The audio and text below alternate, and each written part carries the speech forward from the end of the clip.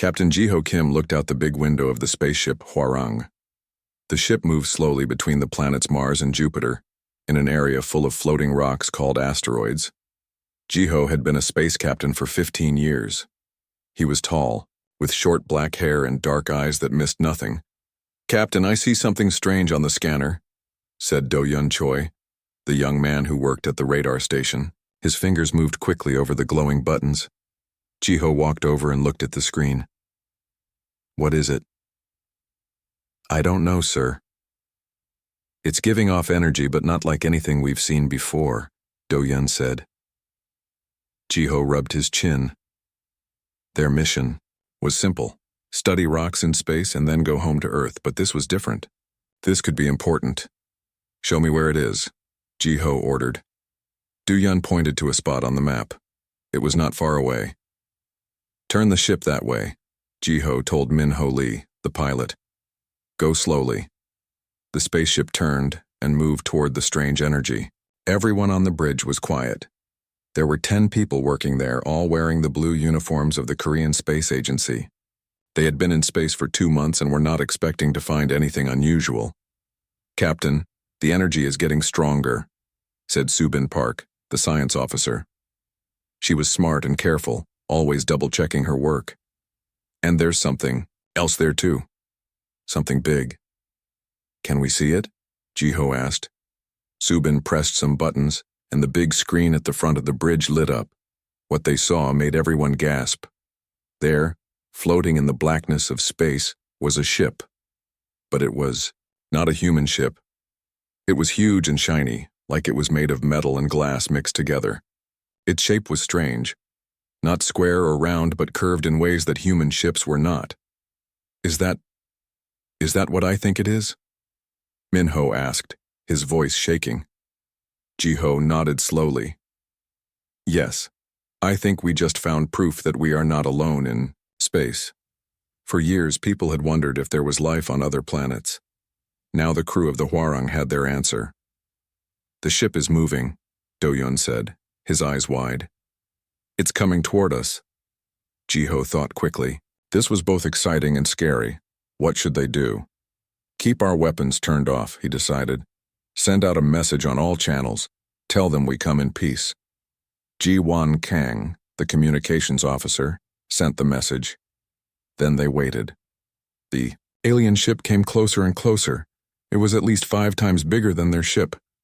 "They're scanning us," Subin reported. "Some kind of energy beam is passing through our ship."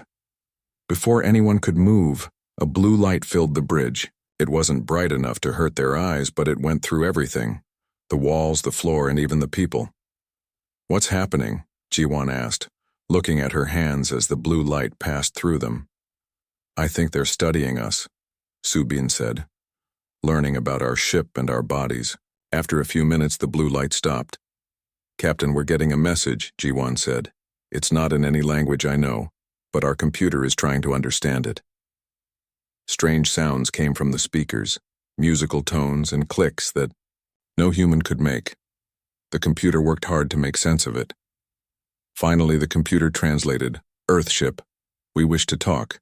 No harm." Jiho straightened his uniform. This was the most important moment of his life, the first conversation between humans and aliens. "Tell them we accept," he said. An hour later, Jiho stood in the meeting room of the Hwarang. The room was empty except for a table and chairs. Jun Seo-bai, the security officer, stood by the door with his hand near his gun. "Are you sure about this, Captain?" Jun Seo asked. "No," Jiho admitted. "But we have to try." A circle of light appeared on the floor. Then, rising through the light, as if walking up invisible stairs, came the alien. It was tall, taller than any human. Its skin looked like fish scales that changed color in the light. It had 2 arms and 2 legs, but its hands had 6 fingers each. Its head was bigger than a human's, with huge black eyes but no nose or ears that Jiho could see. "I am Akor, of the Namiri people," the alien said in perfect Korean, its voice like music. Jiho tried not to show his surprise. "I am Captain Jiho Kim of Earth. Welcome to our ship." Akor moved closer, studying Jiho with those black eyes. We have watched your planet for some time. Your people are interesting to us. You've been watching Earth?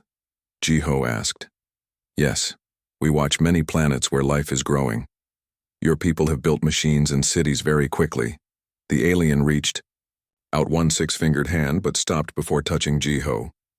Your species is strange to us, Acor said. You have survived despite having no protection. Jiho frowned. What do you mean, no protection? You have no hard shell like the Zentari, no sharp claws like the Vex, no poison like the Mira, no thick skin or great strength, Acor explained, looking at Jiho's body with what seemed like curiosity. On many planets, creatures like you would be food for other animals. Yet you have built ships that travel in space. How did you survive?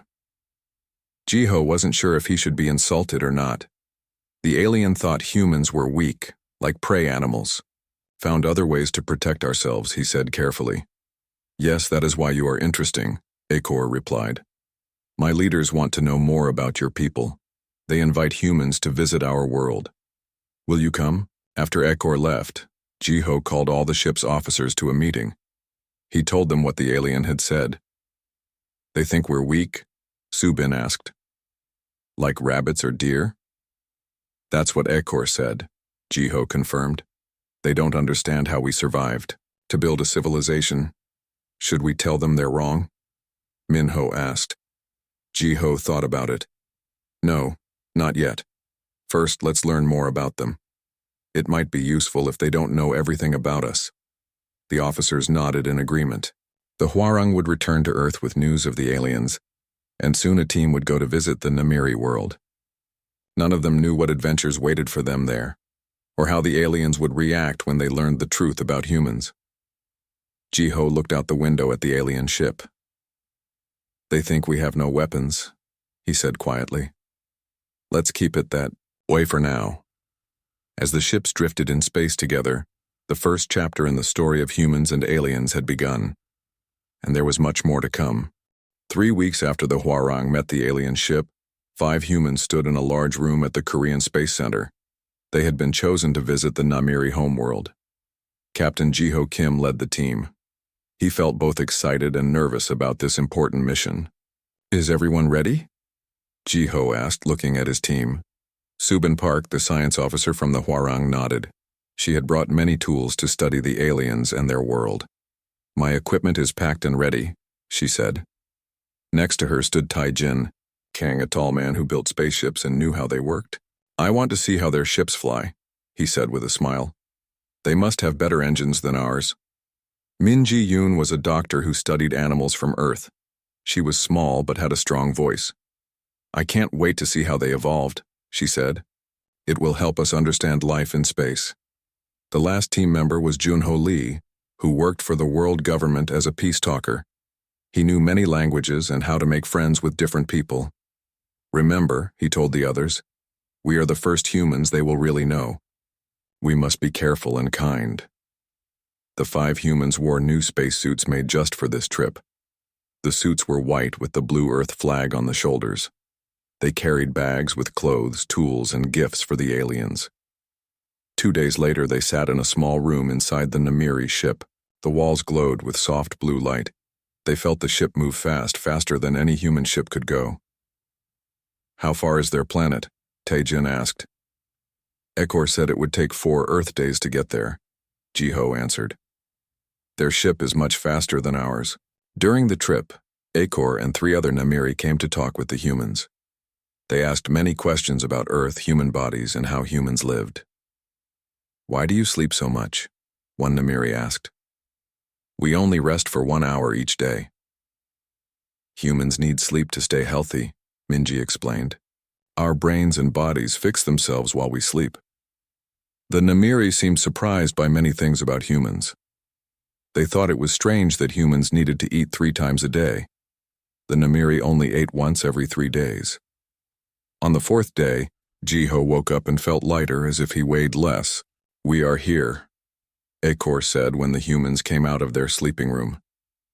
Come see my world. The 5 humans followed Acor to a big window. Outside, they saw a beautiful planet.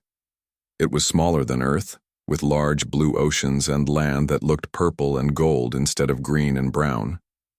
"It's beautiful," Subin said, taking pictures with her small camera. "Welcome to Neeralith," Ekor said, "home of the Namiri for 10,000 years." The ship flew down through clouds and landed in a flat area near a city. The city buildings looked like they were made of crystal and metal twisted together in tall, thin shapes. "You can breathe our air," Ekor told them. "It has more oxygen than your world, so you may feel strange at first." When the humans stepped out of the ship, they felt the difference right away. The air felt thick and rich. The gravity was lighter than Earth, making them feel bouncy when they walked. "Be careful until you get used to it," Jiho warned his team. "Don't jump or move too fast." The Namiri led them to a building that would be their home during the visit. Inside, there were rooms made for humans, with beds and chairs. The Namiri did not use such things. They rested by standing in pools of blue liquid. That evening, the Namiri held a welcome party. The humans sat at a table while 30 Namiri stood around them. The leader of the Namiri was named Ilthor. He was older than Ekor, with skin that shimmered with more colors. "We are pleased to welcome the first humans to visit our world," Ilthor said. "We hope this will be the start of friendship between our peoples." Servants brought food for the humans. There were bowls of what looked like clear soup, plates with soft cubes of different colors, and cups of thick blue liquid. "These foods were made to match what humans can eat," Ekor explained. "They should be safe for you." The humans looked at each other nervously. Junho, the peace talker, went first. He picked up a tool that looked like a spoon and tried the soup. "It's good," he said after a moment, "like sweet water with a hint of fruit." The others tried their food too. Everything tasted strange but not bad. As they ate, they noticed all the Namiri were watching them closely. "Is something wrong?" Jiho asked. "We are just interested in how you eat," Ilthor said. "Namiri do not eat solid food. We absorb nutrients through our hands." To show them, Ilthor dipped his 6-fingered hand into a bowl of blue liquid. His skin seemed to suck up the liquid. "We lost the need for mouth-eating many thousands of years ago," Ekor added. "Our bodies changed to be more efficient." As the humans continued eating with their spoons and forks, cutting the soft food cubes and putting them in their mouths, the Namiri watched with great interest. "May I ask a question?" a young Namiri asked from across the room. "Of course," Jiho said. "What are those white hard things in your mouths? The things you use to break the food?" Jiho realized the alien was asking about teeth. "Those are called teeth," he explained. "Humans use them to chew food before swallowing it." The Namiri talked among themselves quickly, their musical language filling the room. "Fascinating," Ilthor said finally. "Your bodies are so primitive compared to ours. Yet you have achieved so much." Minji, the animal doctor, spoke up. "Different doesn't mean primitive," she said politely. "It just means we evolved in different ways to survive on our planet." "Of course," Ilthor said, but his tone suggested he didn't really agree. "Tomorrow, we will show you our city and tell you about the Great Alliance." "The Great Alliance?" Junho asked. "Yes. The Namiri are part of a group of advanced species who work together. We trade, share knowledge, and protect each other. We believe Earth might someday join this alliance if your people continue to develop." That night, as the humans rested in their rooms, Jiho called them together for a private talk. "What do you think so far?" he asked. "They are amazing," Taijin said. "Their technology is far ahead of ours." "But they look down on us," Subin added. "They think we're primitive because our bodies are different." "I noticed that too," Minji said. "They were shocked by our teeth. I don't think they understand that humans evolved as both plant-eaters and meat-eaters." Jiho nodded. "We need to learn more about this great alliance. And we need to be careful. The Namiri are friendly, but they don't see us as equals." "Maybe that's good for now," Junho suggested. "If they think we're harmless, they might share more information with us." As they talked late into the night, none of them knew that their visit would soon change how the entire alien alliance saw humans forever. The humans had been on Neuralith for 5 days. Each day they learned more about the Namiri and their world. Today they would meet other aliens from the Great Alliance. Jiho woke up early and looked out his window. The purple trees swayed in the light wind. He still found it strange that none of the plants on this world were green. Subin knocked on his door. "Captain, are you ready? The meeting starts in 1 hour." Jiho opened the door. Subin looked worried. "What's wrong?" he asked. "I found something last night," she said quietly. "I was using the computer they gave us to study their star maps, but I found a hidden file by accident." "What kind of file?" Subin looked around to make sure no one could hear them. "It was about Earth. They have placed our planet in a group called Resource Worlds, not Alliance candidates like they told us." Jiho frowned. "What does that mean?" "I'm not sure, but I don't think it's good. We should tell the others." Before they could talk more, Akor appeared in the hallway. "Good morning, humans. Are you ready to meet the Alliance representatives?" Jiho smiled, hiding his concerns. "Yes, we're looking forward to it." The 5 humans followed Akor to a big round building in the center of the city. Inside, the room was filled with different kinds of aliens. Some looked a bit like the Namiri, with shiny skin and tall bodies. Others were completely different. One group looked like walking rocks. Another group had 4 arms and eyes on stalks. "There are 12 species in the Great Alliance," Akor explained. "The Namiri were one of the first members, 5,000 years ago." A tall Namiri named Zolthar welcomed everyone. "Today we welcome representatives from Earth, a new world we have recently contacted." The humans stood nervously as all the aliens looked at them. Jiho stepped forward. "We are honored to be here and hope to learn from all of you." One of the rock-like aliens moved closer. It was shorter than the humans, but looked very heavy. When it spoke, its voice sounded like grinding stones. "I am Krax of the Vethril Collective. We are surprised the Namiri brought you here so soon. Your species is very undeveloped." Jiho tried not to show his anger at these words. "We may be new to space travel, but humans have built great civilizations on Earth. Without natural defenses, it is surprising you survived long enough to build anything," Krax said. The other Vethril made sounds that might have been laughter. The meeting went on for hours. Some aliens were friendly and curious. Others, like the Vethril, clearly looked down on humans. They talked about trade between worlds, new space routes, and something called uplift programs for developing species. During a break, Taejin pulled Jiho aside. "Captain, I need to show you something." He led Jiho to a window that looked out onto the landing area where many alien ships were parked. "See those towers they're building around our landing pad?" Taejin pointed to tall metal structures. "They told me they were communication devices, but I got a look at the plans. They're weapon systems, and they're pointing at where our ship will land when it comes to pick us up next week." Jiho felt cold fear in his stomach. "Are you sure?" "Yes. I know weapons when I see them. And there's more. The Namiri ships have hidden guns all over them, much more powerful than what they showed us." At the end of the day, the humans returned to their building. They gathered in Jiho's room and turned on music so the Namiri couldn't hear them talk. "We need to share what we've all found," Jiho said. He told them about the Resource Worlds file Subin had found and the weapons Taejin had seen.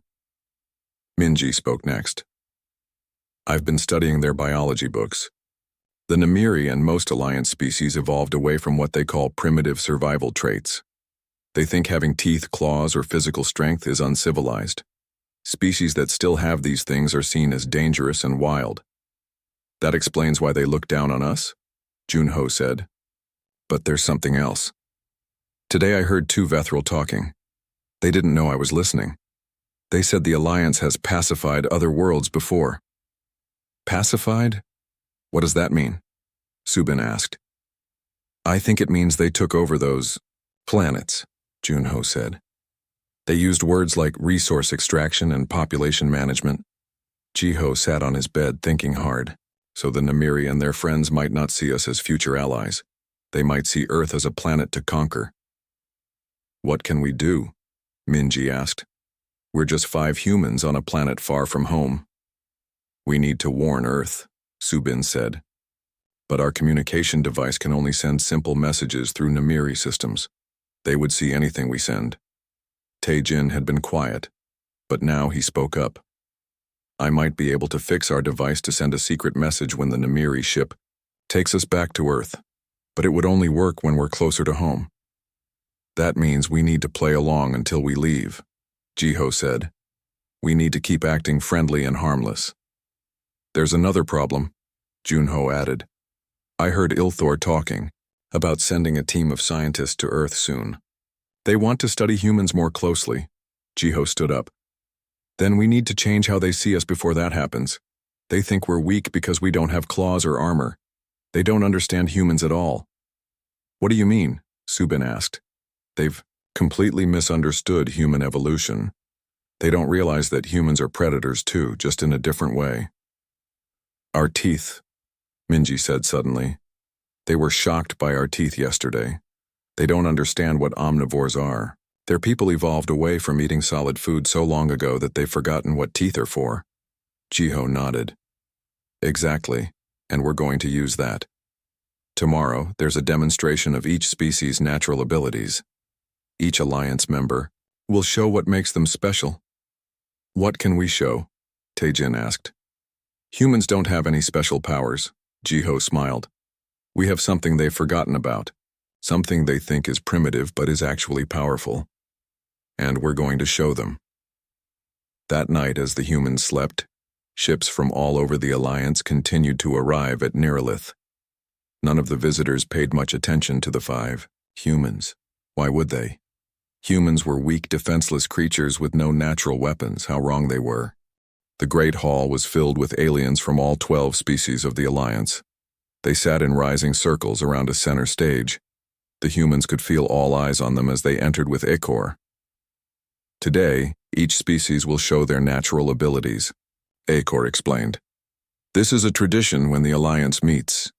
Jiho looked at his team. They had spent all morning preparing for this moment.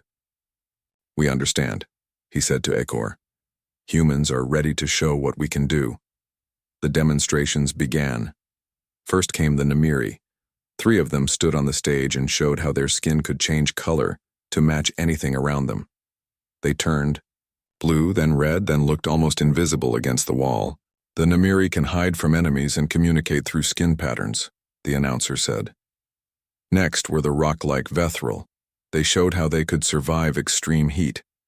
One of them put its hand into a fire and felt nothing. The Vethril evolved on a world of fire and stone. No heat can harm them, the announcer explained. One by one, each species showed their special traits. Some could see in total darkness. Others could breathe underwater. One small furry species could freeze itself for 100 days when food was scarce. Finally, it was humanity's turn. Jiho and his team walked to the center stage. He could hear the aliens whispering. What can they possibly show? Someone said. They have no special traits. Jiho stepped forward. People of the Alliance, we humans may seem simple to you. We have no scales or claws. We cannot change color or breathe water, but humans evolved as persistence hunters on a harsh world. He paused, looking around at the alien faces. Our bodies may look weak, but they were made for endurance, tool use, and something you may find surprising. Jiho nodded to Subin, who brought forward the box they had prepared. She opened it to reveal earth foods they had brought with them, fruits, vegetables, and some cooked meat. Humans are omnivores, Jiho continued. We can eat both plants and animals. To do this, we need special tools that are part of our bodies. Minji stepped forward. On screen, you will see a close-up of what happens when humans process food. The large screen above the stage lit up, connected to a small camera Minji held. Jiho picked up an apple from their box. This is a fruit from Earth, he said. Then he took a bite. The camera showed a close-up of his teeth tearing into the apple. The sharp front teeth cut into the fruit and then the strong back teeth crushed it. The screen showed every detail. A gasp went through the crowd of aliens. Many had never seen teeth in action before. Human teeth evolved for cutting and crushing food, Minji explained. Our front teeth slice, and our back teeth grind. Next, Taejin picked up a piece of cooked meat. The camera zoomed in as his teeth tore through the fibers. His sharp canine teeth pierced and ripped the meat. The reaction from the aliens was even stronger this time. Some made sounds of shock. Others turned away. These pointed teeth are called canines, Minji continued calmly. They evolved to tear meat. Our early ancestors used them to eat animals they hunted. Junho stepped forward with a hard nut. The camera showed his powerful molars crushing it easily. Our jaws can create enough force to break hard plant materials and bones, he explained. Early humans could crack open bones to eat the marrow inside. The hall was completely silent now. Every alien was staring at the humans with new eyes. For most of human history, Jiho said, these teeth were our main tools for survival. Even as we developed spears and knives, our teeth remained as backup weapons and tools. Ilthor, the Namiri leader, stepped forward. His skin had turned pale, a sign of strong emotion. Are you saying that humans use their mouth bones as weapons? He asked. When necessary, yes, Jiho answered truthfully. Human history records many cases where teeth were used in self-defense or hunting when no other tools were available. The Vethral representative, Krax, spoke next. This is barbaric. No civilized species uses body parts to tear flesh. Jiho remained calm. Different environments create different evolutionary paths. Humans evolved as both predator and prey. We needed ways to survive. Ilthor turned to the crowd. Let us take a short break. The Alliance Council will meet privately. As the aliens filed out, talking quickly among themselves, Jiho gathered his team. It's working, he whispered. They're shocked. Did you see their faces? Subin said. They never imagined teeth could be used that way. But will this help Earth? Minji asked, or make them see us as dangerous? That's exactly what we want, Jiho explained. If they see us as potentially dangerous, they might think twice about treating Earth as just a resource world. An hour later, the aliens returned. The mood in the hall had changed. Where before there had been dismissal or pity for the humans, now there was caution. Ilthor addressed the crowd. The Alliance has received new information about humans that requires further study. We had classified them as a non-predator species with no natural defenses. This was incorrect. He turned to face Jiho. Humans possess biological weapons integrated into their feeding system. This trait is unexpected in a spacefaring civilization. Krax the Vethral moved forward. The Vethral Collective wishes to state formally that humans should be reclassified as a potential threat species. Their mouth weapons are primitive but effective, and they consume animal matter. Whispers spread through the crowd. Jiho could see fear in many alien eyes. He stepped forward again. The people of Earth want only peace and friendship with the Alliance. We showed you our teeth not to frighten you, but to help you understand us better. Humans are complex. We can be both, gentle and fierce when needed. A new alien approached, one with 4 arms and eyes on stalks. I am Zeph of the Quarren Assembly. I find the humans fascinating. They show that evolution can take many paths. We should not fear them, but learn from them. The debate went on for a long time. Some aliens were frightened by the humans now. Others were curious. The Vethral remained hostile, but others defended the humans. As the day ended, Jiho knew that everything had changed. The aliens no longer saw humans as weak or defenseless. Earth would not be an easy target for any pacification plans. That night, as the humans prepared for sleep, Acor came to visit them. Your demonstration was unexpected, he said. The Alliance has never encountered a species like yours before. Is that good or bad? Jiho asked. Acor's skin shifted through several colors before settling on a deep blue. It means you are unique. And sometimes unique things are valued. After Acor left, Jiho looked at his team. We've changed how they see us, he said. Now we need to make sure they see us as potential friends, not just potential threats. And we need to warn Earth, Taejin reminded him. Just in case. Jiho nodded. The next day would be important for the future of Earth and humanity's place among the stars. One thing was certain: the aliens would never look at a human smile the same way again. 2 days had passed since the humans showed their teeth to the Alliance. Everything had changed. Aliens no longer ignored the humans or spoke down to them.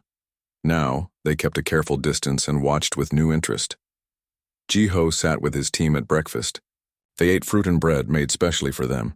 3 Namiri stood nearby, watching them chew.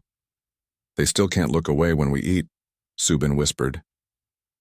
"At least they're not planning to take over Earth anymore," Taejin said quietly. A young Namiri approached their table. "Excuse me, humans, Ilthor wishes to see you in the Great Hall. The Alliance has made a decision about Earth." Jiho felt nervous. This was what they had been waiting for. "Thank you. We will come right away."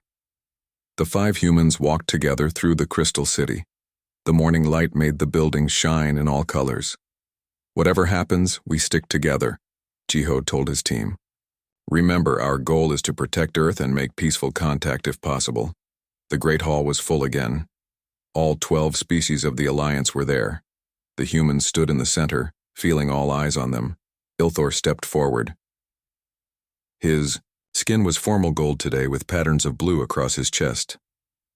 "Humans of Earth," he began. "The Alliance has spent 2 days discussing your planet and your species. We have reached an agreement." Jiho held his breath. This moment could decide the future of Earth. "Earth will not be classified as a resource world," Ilthor announced. "Instead, we offer Earth the status of potential Alliance candidate." The humans looked at each other with relief. This was good news. "However," Ilthor continued, "there are conditions. The Alliance must learn more about humans before full membership can be considered. We will send teachers and scientists to your world and invite more humans to visit our worlds." Junho stepped forward. "We thank the Alliance for this decision. Earth would be honored to learn from you. But we ask that any visitors to Earth respect our ways and our independence." Ilthor nodded. "Of course, the Alliance does not force its ways on any world. We only share knowledge with those who wish to receive it." Krax, the Vethral leader, moved to Ilthor's side. "The Vethral Collective wishes to add that humans must agree not to use their natural weapons against any Alliance species." Jiho almost smiled at this. The aliens were still frightened of human teeth. "Humans only use our teeth for eating," Jiho said. "We have not used them as weapons for many thousands of years. We have other tools now." This did not seem to comfort Krax. "Nevertheless, we request this agreement." "We accept," Jiho said. "Humans will not bite any Alliance members." Some of the aliens made sounds that might have been laughter. The mood in the hall lightened. A new alien approached, one with wings like clear glass. "I am Thela of the Luminar. We have a question for the humans." "Please ask," Jiho said. "If humans evolved as predators with teeth for tearing flesh, how did you develop compassion and peace? Most predator species struggle to build cooperative societies." This was a thoughtful question. Jiho looked at Minji, who stepped forward. To answer, "Humans evolved as both predators and prey," she explained. "We were not the strongest or fastest animals on our world. We had to work together to survive. Our teeth could tear meat, but our real strength was in our groups and our minds." Thela's wings flickered with light. "Fascinating. A balance of strength and vulnerability." For the next 3 hours, the humans answered questions from all the Alliance species. They explained human history, culture, and biology. The aliens were surprised by many things: human families, human art, and human emotions. Finally, Ilthor raised his hand for silence. "The meeting is ended. The humans will return to Earth tomorrow with our message of friendship. A delegation from the Alliance will follow in 30 days. As the aliens left the hall, Ekor approached the humans. "You have surprised us all," he said. "When we first met, we thought you were defenseless. We were wrong." "All creatures adapt to survive," Jiho said. "Humans just adapted differently than the Namiri." "Yes," Ekor agreed. "The Alliance has learned an important lesson. We must not judge other species by our own standards." Later that day, while the others packed their things, Jiho met privately with Ilthor in a small garden. "There is something I must ask," Jiho said. "We found information about pacification of other worlds. Has the Alliance taken over planets? By force?" Ilthor's skin darkened with emotion. "In the past, yes. There were species in the Alliance who believed advanced civilizations had the right to control the resources of less developed worlds. But that was long ago. We learned that diversity makes us stronger." "And what about the weapons we saw being built around our landing area?" Jiho asked. Ilthor looked surprised. "Those were built by the Vethril, not with Alliance approval. They have been removed." Jiho felt he could believe Ilthor. "I hope Earth and the Alliance can be true friends," he said. "As do I," Ilthor replied. "Your people have shown us that appearances can be deceiving. The teeth that frighten us also remind us that different evolutionary paths can lead to wisdom." The next morning, the humans boarded the Namiri ship that would take them home. They carried gifts, knowledge, and most importantly, a new respect from the Alliance. As the ship lifted off, Jiho looked out the window at the crystal city growing smaller below. "We did it," he said to his team. "We protected Earth." "And we made new friends," Junho added. "Strange friends with 6 fingers and color-changing skin, but friends all the same." The journey back to Earth took 4 days. The humans spent the time writing reports about everything they had learned. They needed to prepare Earth for contact with the Alliance. On the final day, as they approached Earth, Subin joined Jiho at the window. The blue planet grew larger before them. "It's beautiful, isn't it?" she said. "No wonder the Alliance wanted it."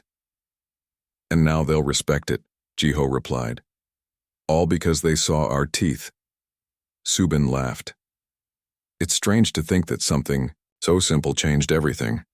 They thought we had no natural weapons until they saw us eat an apple." "Sometimes the most ordinary things can be the most surprising," Jiho said.